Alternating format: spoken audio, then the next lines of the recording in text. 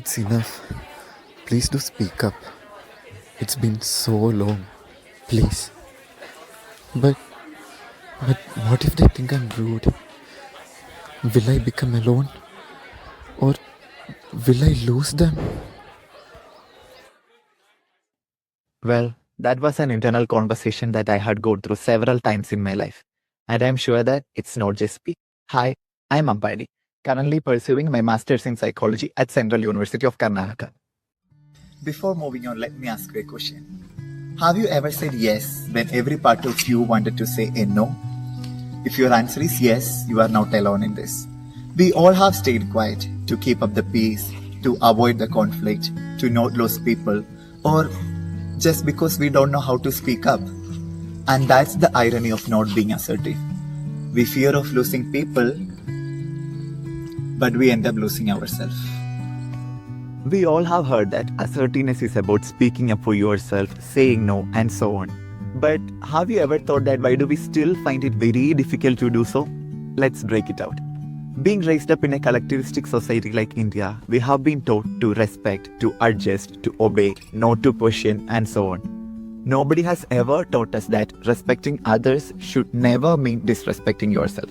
Yes, you don't have to set yourself on fire to keep others warm. Do you know where the assertiveness must begin with? With yourself.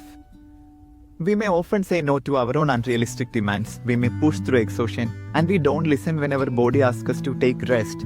Sometimes the most difficult person to be assertive with is yourself. So take a pause, give rest, and trust me, if you do it, you are halfway there. What if I say that assertiveness can be silent too? Seems interesting, right?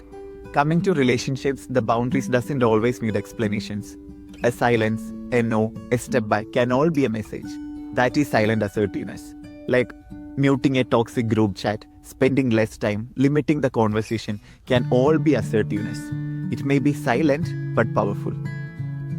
And I can't conclude myself before speaking about the assertiveness for marginalized and oppressed communities. It's really hard for women, queer folk, differently abled individuals, and the people belonging to the marginalized communities. Us, their voice have been silenced for generations. It's our duty to echo their voice and not to silence them further. Because you know what? They are already struggling to be heard. So, speak up your mind, even if your voice shakes.